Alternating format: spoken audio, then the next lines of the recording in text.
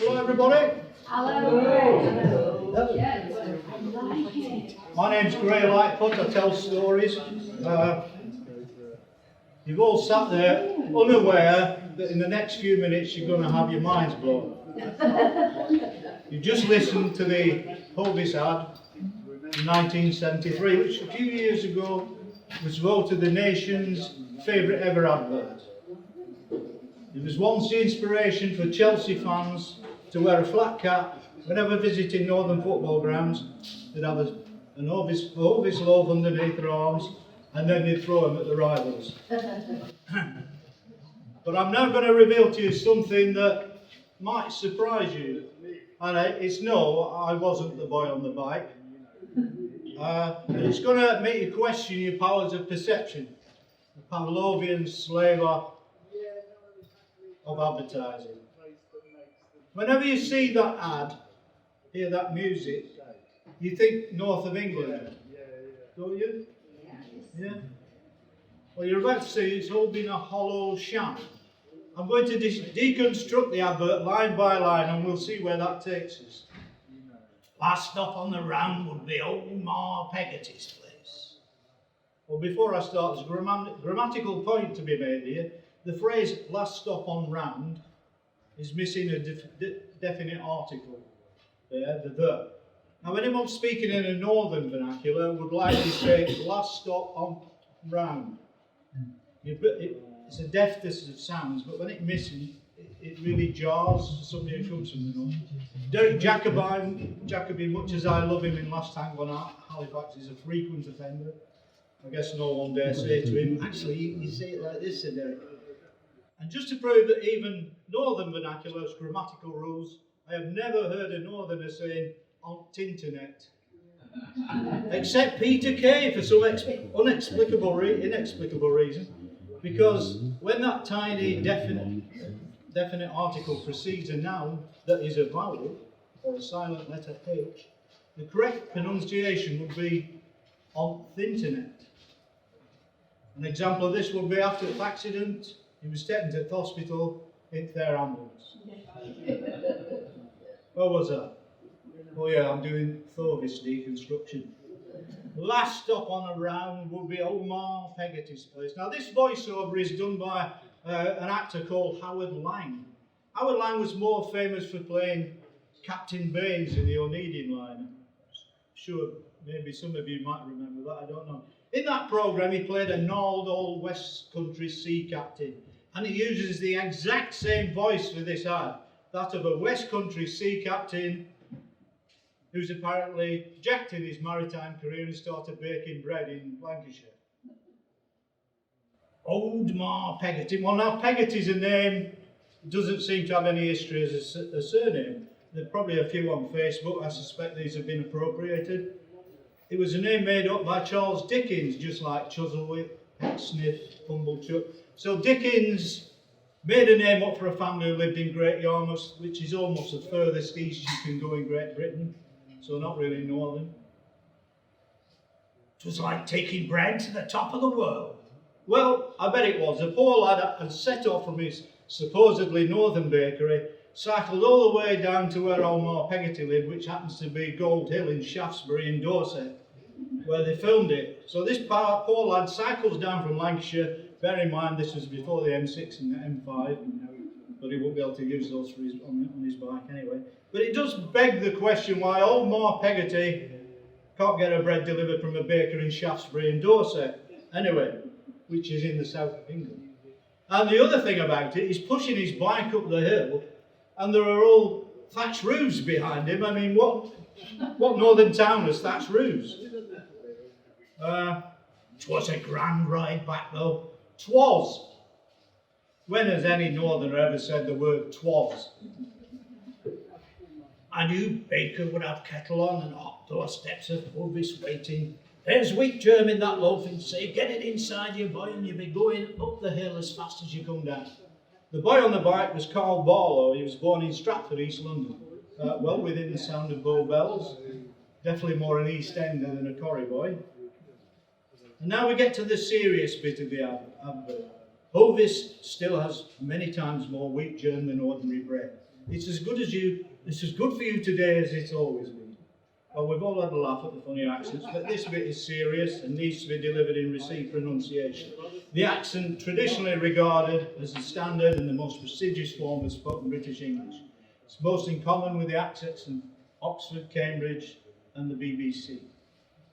I'll leave that there. When such a serious point is being made, we don't want it spoken in those comedic parochial tones.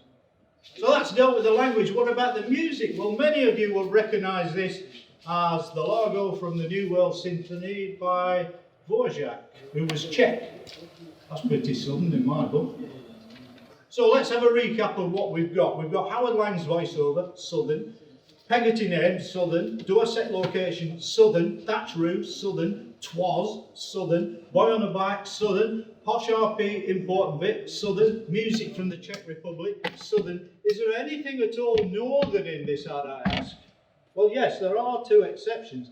One is the brass band, which is the Ashington Colliery Band from Northumberland. And the other is a director. Yes, the director of this ad was from the north of England. South Shields in County Durham, as it happens. I've not heard of him. His name is Ridley Scott. Let me say, Ridley Scott, whoever you are, that almost everything in your ad is alien to the north of England. So after that deconstruction of the nation's favourite ad, you've got to ask yourself why for at least 50 years you ever thought it represented the north of England in any way. Just to press home how stereotypes of Northern England shouldn't be taken too seriously, I must tell you that for the first 50 years of my life, I lived on both sides of the Pennines, not at the same time. And in all my time there, I never once saw a whippet race. That was until I moved down here to Cornwall. The only whippet race I ever saw was at Lizard Village, which is Britain's most southerly point.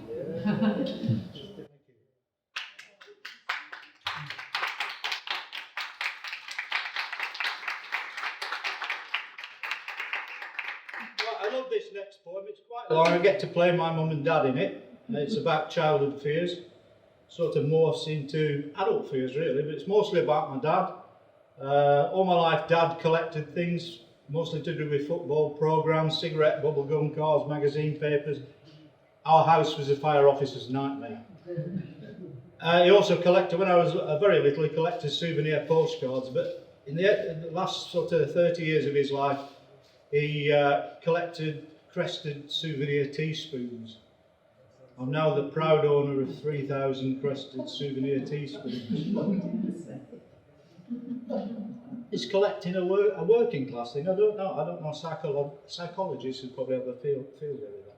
But even in his garden, he collected. He didn't have a nice garden that was flowers all different times of year.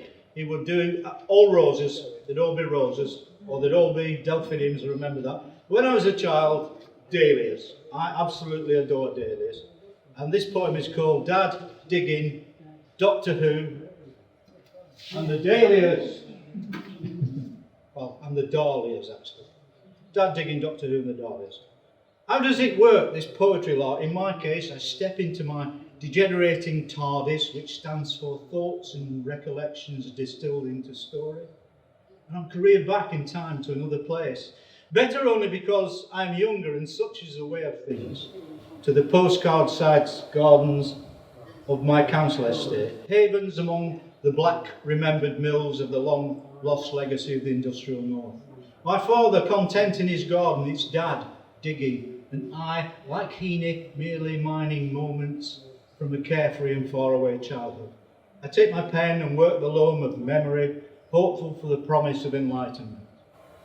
Spring would herald the preparation of his summer spectacular. This small, squat man, Cornish built, close to the earth, Dad digging in a stained shirt, not from gardening, revealing pale freckled arms and dark elbows contoured in dust. He works another soil with an age-old spade, pitted with the horticultural heritage of his homeland, cutting through the tilth with a soft plash of industry, easing the passage of growth as he breaks up the soil with his delicate, fussing fingers, more pertinent to a writer, seeding his plot and preparing the way for growth. His garden, which the rest of the year contained only remnants of a previous owner's horticultural exploits. I remember only a deep red peony and the sweet gooseberries upon which Dad would gorge as a reward for his intimate endeavour. He would dust the ground with bone meal, working in the, unbeknown to me, finely ground slaughterhouse remains, which possessed an uneasy fragrance, the pleasant lighter notes of the overpowering stench of the Burnley abattoir. The great Dutch Dahlia catalogues would rattle the letterbox, and Messrs. Blom, Bakker and Geerling would, like eager parents keen to show you photos of their children, present their latest offerings in fulsome colour. No black and white here, what would be the point? I would marvel at the mauves, outstanding oranges, deep wines, the purple and white bicolours, and the salmon beiges. Weeks later, brown paper sacks postmarked Nederland would arrive bearing dull stamps with the silhouette of some other older queen. They'd be hurried through the house before Mum could see them.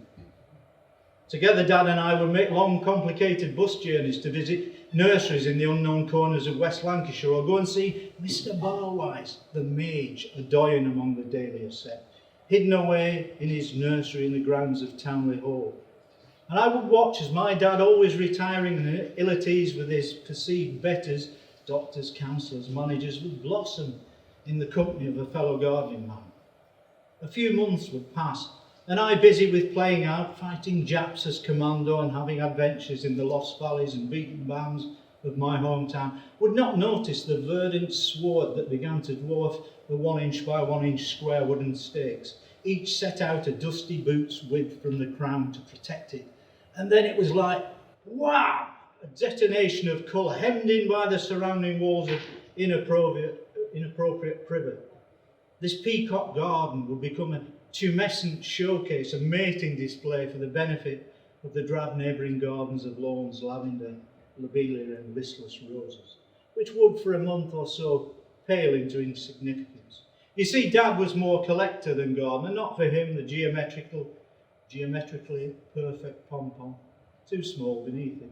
He liked the grandest, most showy specimens, iconoblasts of colour, and dahlias are the greatest example of floral pyrotechnics, which still delights the indolent old man I've become, but not enough for me to undertake all that necessary work. I am happy just to look and admire and gossip my memories. I recall Dad dawdling in his domain, eager to harvest the praise of those marvelling at his creations as they shortcut by on the way to the paper shop.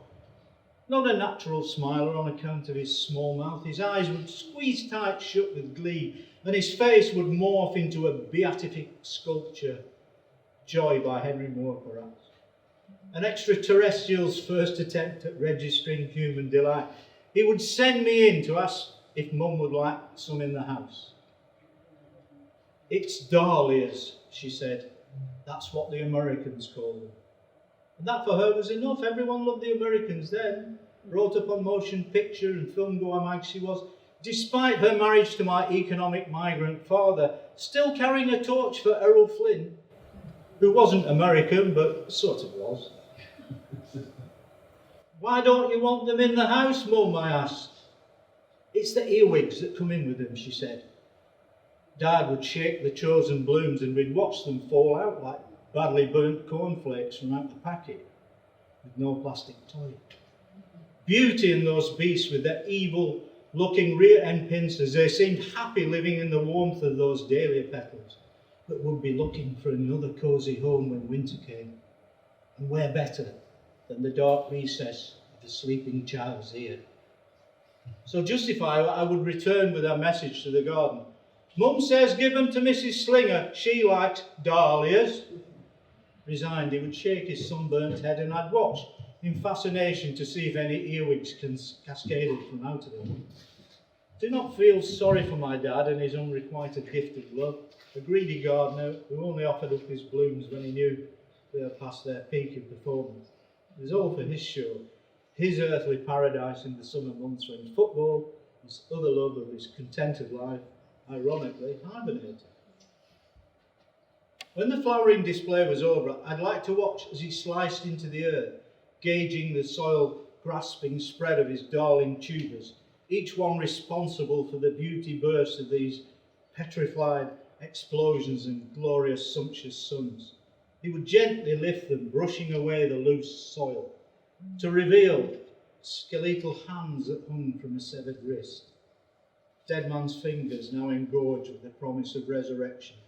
For him, each one a Proustian Madeleine, a cherished memory, lovingly wrapped in saved-back copies of the Burnley Express and placed into the subconscious of the Pebble Dash coal shed. And here I invoke my own involuntary memory, seeing them nestled in the protection of redundant orange boxes as a swollen, gnarled finger protrudes from the cover, a malignant tuber, pointing out in a threat of accusation, "This is not the last you've seen of me. I will return." As a child, the winter months passed, and any trip out to the dustbin would see me make a cautious glance at the galvanised latch that was all that held fast the Odin Hill council-painted door that kept me safe from something nasty stirring in the coal shed. Even in the colour vacuum of 1960s television, in which it was first presented, the Dalek was impressive. Now, when looking back, they seem laughingly inept when, despite the ability to travel light years through space, that most basic of human creations, the staircase, would stymie them. But to my shiny, brand new imagination, they appeared awesome in the true sense of the word. Their lack of emotion, power-dressed and designed to impress. I had seen their likeness in post-war movies. They were, to all intents and purposes, our enemy, space Nazis, relentless in their quest for destruction and power. I recall the dismantling of a Dalek in fuzzy black and white, the creature within removed and cradled with undeserved care, as reverentially as some bizarre, unearthly nativity scene. The closing shot revealed a pathetic arthritic digit stretching out accusingly from beneath the folds of its swaddling clothes. Back then I couldn't shake away the resemblance as easy as my father did the troublesome earwig. Looking back now to this finger of fate is just enough to trigger the idea that we all arrive in the same protective white blanket. Each mewling babe stretches out a pointing finger from a tiny hand, and one will use that finger to create the Last Supper, and another will use it to point the way to the final solution. The image still haunts me and ever will, no doubt. And just as this beauty comes back year upon year, so must evil, and it too will be swaddled in a blanket, entirely innocent and waiting to be nourished and nurtured, just waiting for those earwigs to crawl inside its head, just like the dahlias.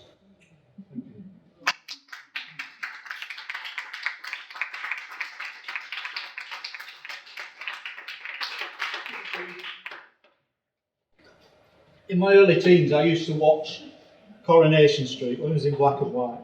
Brilliant TV without the need of trams plummeting off a viaduct.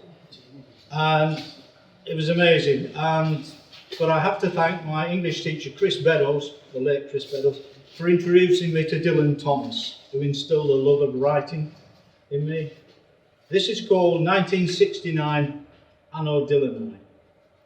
To begin at the beginning, he said, often supposed to be the best of starts, but my being sent to a technical school would likely stifle a love of the arts. No aptitude for wood or metal work, out of place when it came to surveying and geometrical machine drawing. Did Mum pick the wrong school? I'm just saying. I might have supposed that Mr. Beddoes was some kind of agent provocateur, but at our school boys had to learn German, couldn't do French until the 5th year. Working in a school run on old school rules, our new English teacher had an aura of being a bit of a rebel by hiding ties with the crewneck pullover. Producing his pièce de résistance. Who knew French could be so good? handed us all out a slim volume with the dull title of Undermilk Wood. Written by a strange young man called Dylan. At least his first name sounded quite modern. More rabbits on Magic Roundabout with positively 4th Street still untrodden. Once open, this Pandora's book had me hooked line after line in syncopation, whereby shifting of the normal accent becomes the apposite definition. Who thought English could be so Welsh? Whoever thought it could be excited? Whoever thought a 13-year-old boy could be enthralled by needlepoint writing? First voice when read by this young Englishman, okay, so it was no Richard Burton, immersed me deep in a sea of sounds which to this day I have never forgotten. The dialogue fizzed like life, like real life that I heard every day on the street, whether it was mine or Tony Warren's. Gossip never shy of the indiscreet, lovesick yearnings and marital disgust, filmic flitting from bedroom to kitchen, what'll the neighbours see, we hear it all, snide supposition, and downright bitching. Like people I knew who lived around me, although the setting was South Walian, real folk, not like Lady Windermere's fan, the Winslow boy or Shaw's Pygmalion. Driven along by hearsay and rumour, innuendo expanded like ripples, most passing over this young teenage head, apart from Gossamer Bainham's nipples. But best of all was that it made us laugh, which till now in English had been lacking. Much jollity it had from each day until the time we had to hand the book back in. This kid, who only ever read comics, who thought pictureless books weren't any fun, went down to Gerard's bookshop in Nelson and bought Thomas's Miscellany 1. His play for voices extolled such a hold. The word clouds painting thousands of pictures made it the sacred text I would live by and be more revered than other scriptures. As an acolyte, I would not accept precedents set by the Christian Church. 40 days and nights spent on Donkey Down, all the while beating myself with a birch. But I so wanted to be Welsh back then. Perhaps my family tree branched a bit. Wasn't I born within spitting distance, a good black hawk of a coal mining pit? Progress to Welshness was somewhat stymied, until my passion was blessed with reward, a coach trip with Burnley Central Motors to Snowdonia and Battersea Code. A hand-knitted blue Peter jumper marks the only photo of that long past time. I'm standing outside Carnarvon Castle in the investiture year 69. With money burning holes in his pockets, a young tourist is easily tempted. A keyring or plaque with your name on it, although Graham seemed always exempted.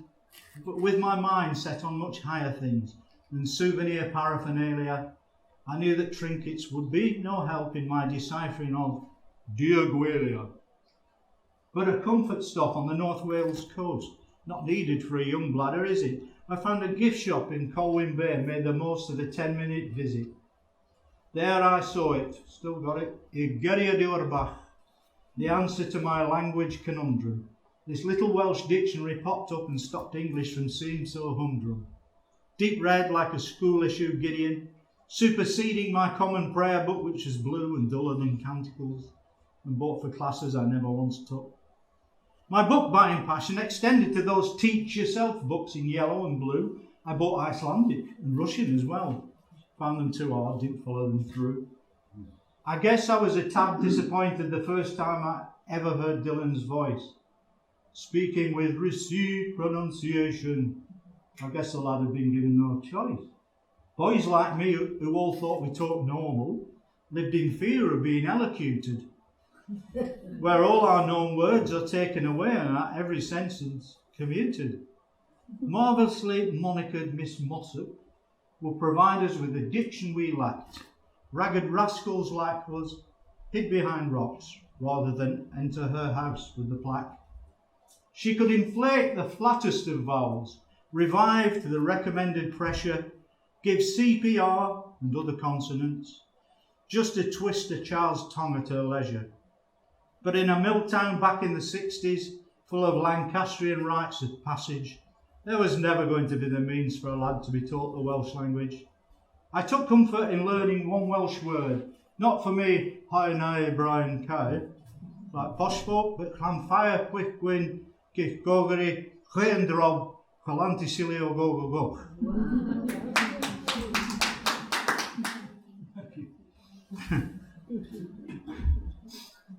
We always used to tell jokes, mostly at work. Now, I'm not proud. Back in the day, I worked in factories, told racist, homophobic, misogynist jokes. Just wanted to make people laugh, didn't give it much thought. I know better now. Education, empathy. This is a joke. Why don't we tell jokes anymore? We used to perform them, perfect them, huddled in corners wherever we worked, in between the storage racks and the forklift trucks, or in pubs, bars and clubs delivered in a fog of smoke, farts and beery belching. It was definitely a man thing. We used to keep stores of them. One joke told by another would set another off, one of your own, like a firecracker. Memory fireworks exploding with mirth. Now we just read them off our phones in a monotone drone. We don't tell jokes anymore, we just read them. And works of art they were, honed and perfected by the telling. I'm sure the first jokes were about women. Men sat at the fireside outside a cave. Take my wife. No, go on, take her. Here, use my club. Wife berater. Undermining the not me. It was definitely a man thing. Then we told jokes about the neighbouring tribe, the next village or town. There was no harm in putting outsiders down, as long as they were from somewhere else, as long as they were not us. It was always the way, or was it? Remember the days of the music hall, variety, the only spice of life back then. The working class told jokes about our lot, the things that united us, our poverty, our hardship, our equality. Equality, what happened with that one? We were all equal except for the knobs, who weren't a target because, well, they were out of our league. And that had always been the way, for what is rich and powerful if there are no poor and weak. And telling jokes kept us happy, content, preserving the oral tradition, whether laughing out loud or stifling sniggers with jokes about the Irish, Pakistanis and jokes which bolstered our own lack of worth by reinforcing theirs. Jokes were never shared with the target because deep down we knew they were cruel. But the laughter, like the taste of meat, justified the butchery. And then on ITV were The Comedians, filmed at Granada Studios, Manchester, a mile away from St. Peter's Field. Tonight, the comedians are, like us, common people, experts at making us laugh, keeping us happy with our lot. I tried so hard to remember their jokes so I could tell them at work next day. One after another, like shots fired at Peterloo. Bang, bang, bang, like shots fired at Peterloo. Killing jokes. Because they were funny, I never questioned why the stupid man had to be Irish, why the mean guy had to be Scottish, why the gay man had to be camp, or why only one woman appeared amongst 50 comedians throughout some 80 episodes, her name only recalled by an online search. It was definitely a man thing. Here's a joke. A rich man, a poor man, and an immigrant sit down at a table to share a cake. The rich man, using a golden cake slice, cuts the cake into 10 pieces. He puts one piece on the plate in front of the poor man and whispers in his ear, "That immigrant wants your cake." He then walks away, taking the rest of the cake with him. Not very funny, I know, but that's how it is when the joke is on you. Thank you.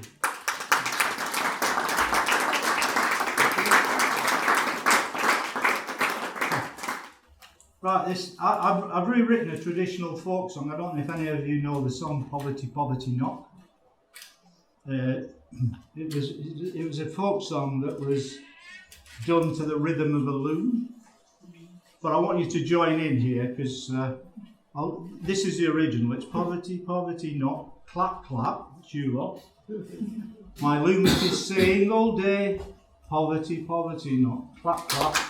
Gaffer's too skinny to pay, poverty, poverty not. Keeping one eye on the clock, I know I can guttle when I hear my shuttle go, poverty, poverty not. Guttle means to eat greedily, it's sort of northern saying. I've never heard it before. The song was all about how weavers back in the day were so aware that the slightest unfortunate incident would mean abject poverty. And I think the song, the version I've written is called Poverty, Poverty, Porn. But poverty porn is sort of programs that highlight, I don't know, things like Benefit Street, and highlight abusers of benefits, but I've no intention of working. But as the majority of benefit claimants actually work bloody hard and need the benefits, I've worked with people who need the benefits to give them a good standard of living. And the program makers would deny this is but their aim seems to be reinforce the idea that benefit claimants are all lazy scum, ignoring the fact that the majority have to work to top up their wages, or to use misfortune of others as an entertainment. So I'm going to channel my Lancashire accent. You're probably thinking, what's he on about? He's been using it all the time. But it has changed because I've moved over into Yorkshire and people notice the difference. So you're going to play your part. This is Poverty Porn, a modern folk song. And I want you to clap at the appropriate time. I work every day till I'm beat. Key change, Graham. I work every day till I'm beat. I just want to put up my feet, put food in my belly in front of the telly and turn on that Benefit Street. Poverty, poverty, porn is what I like to watch on TV. Poverty, poverty, porn. It makes me feel good about me. Poverty, poverty, porn. I'm all set to start pouring scorn. I forget how I'm doing whenever I'm viewing that poverty, poverty, porn. These chances they put on the screen are as slippy as warm Vaseline. A lifetime of wangles, they know all the angles. I'm fair fit to let off some steam. The buggers, they get me tunky. The buggers, they get me annoyed. Their benefits should be made void. No wonder I hate them, they answer verbatim. I'm better off being unemployed. Poverty, poverty, porn is what I like to watch on TV. Poverty, poverty, porn. It makes me feel good about me. Poverty, poverty, porn. I'm all set to start pouring scorn. I forget how I'm doing whenever I'm viewing that poverty, poverty, porn. I think, well, I'm better than them. With me house and Renault Megane. We save every penny for 2 weeks in Benny, which our lass says keeps us both sane. Receivers called in where I graft. They reckon we've been overstaffed. I'll soon be back working, you won't catch me shirking with a £5,000 overdraft. Poverty, poverty, porn is what I like to watch on TV. Poverty, poverty, porn. It makes me feel good about me. Poverty, poverty, porn. I'm all set to start pouring scorn.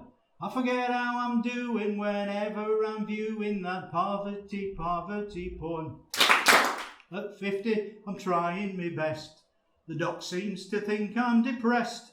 It's not like a fatal 16 hours at Ladle and benefits make up the rest. Now times are increasingly tough.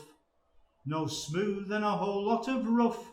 Our home's on the market, I've note in me pocket, I'm having to sell all my stuff. Poverty, poverty, porn. Who guessed it would happen to me? Poverty, poverty, porn. Not like those you see on TV. Poverty, poverty, porn.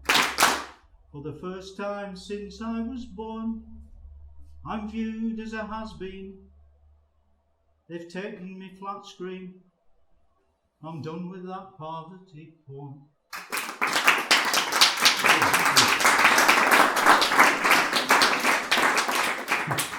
Right, I'm very proud of my accent. Well aware I'm often judged by it. Often get it repeated back to me, like, it's funny, which is a bit annoying. But what really annoys me are those journalists that feel the need to point out that someone is not like them by misspelling actual spoken word. And the worst example for me is, such an example is writing Oop North. If one of the Vikings had seen off the Normans, you'd all be talking, everybody would be talking like me.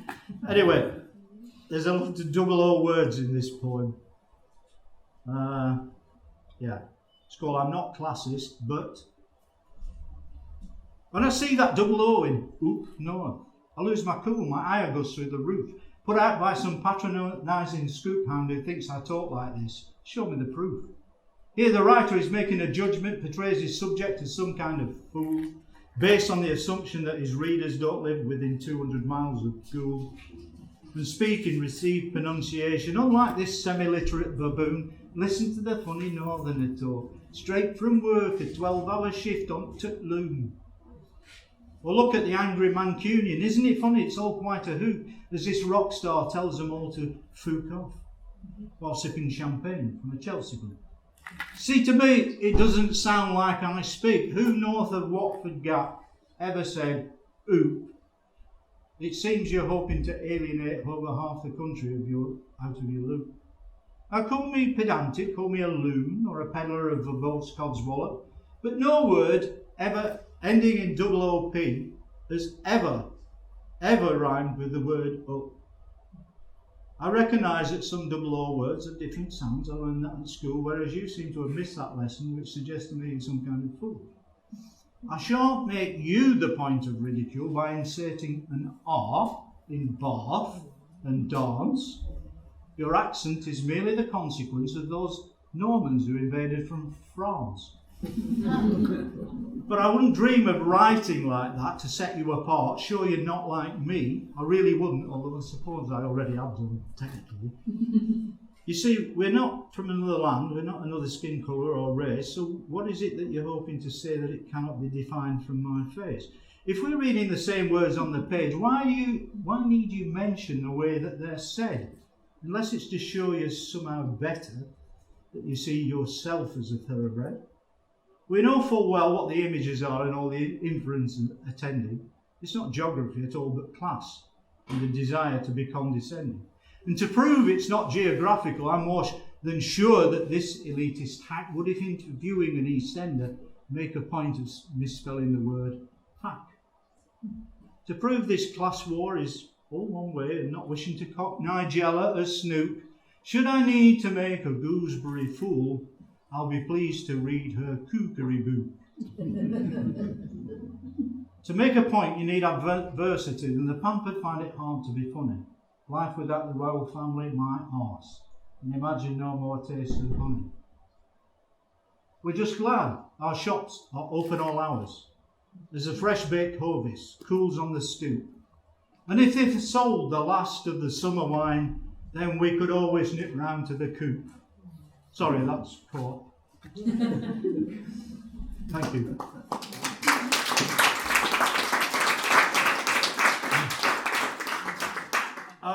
I've only just finished writing this poem, and talking of Taste of Honey, I was going to do a show about my heroes, and then I disappointed myself because I found there were hardly any women. So I decided to write this about a young 18-year-old woman who wrote a play called Taste of Honey, which was amazing.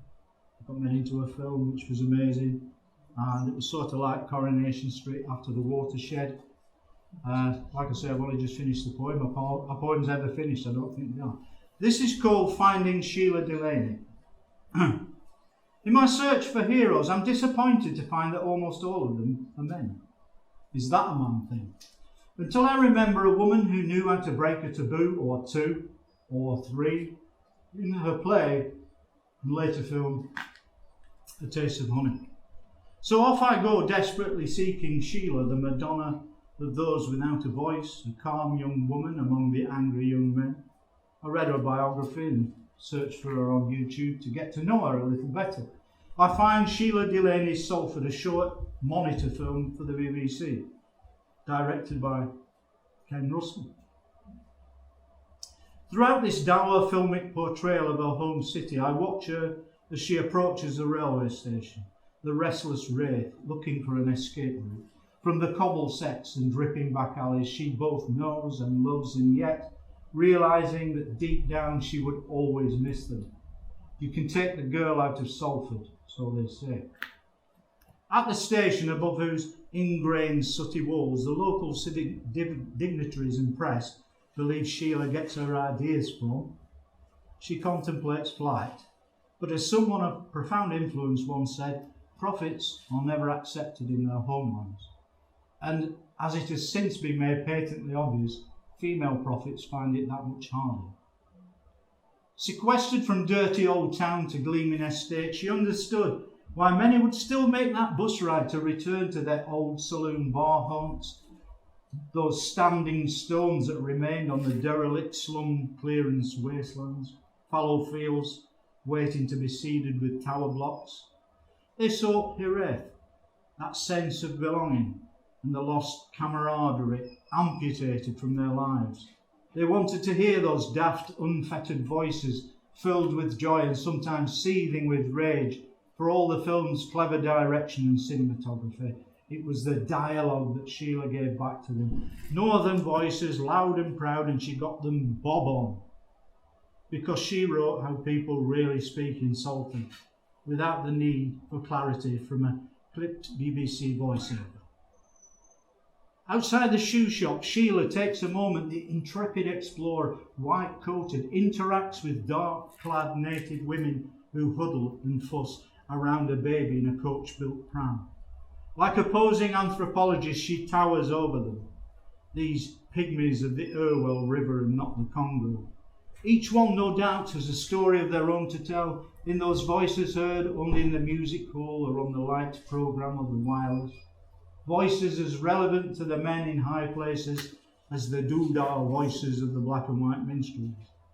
Each woman has their own taste of honey within them, their tales raucously told at the washhouse or in the lounge bar at the working men's club, but only on the nights when women are allowed in. Sheila is a tall white poppy waving in the wind and waiting to be scythed down by the establishment for daring to bring unmarried mothers, blacks and gays, to screens that had ever denied their existence. Nonplussed, they interview her with their plummy accents, asking if she had been given any help with the writing of the play, from men being the assumption here, or whether she would soon be getting married, and so, the implication here being, it would at least put an end to all this peculiarity that they were now being forced to address. At a time when Salford might as well have been the Belgian Congo in darkest Africa, a young northern working class woman broke the glass ceiling of metrocentric elites and told the story of the pygmies of the Irwell, not by overlooking, condemning or caricaturing them, but by making them interesting, making them real. And guess what? The bricklayers and the cleaners all loved it. The girl that failed the 11 plus was given a chance, and it had to be a woman that gave it to her, for that Joan Little would take a vow. Where gender, race and sexuality are concerned, the arts world is more diverse than it has ever been. But what about the last taboo, the easiest one to hide? The one powerless to breach the brick wall of privilege, the poor relation, defined by a long-standing prejudice. Where are the working class voices? Where are the Sheila Delaney's now? Thank you.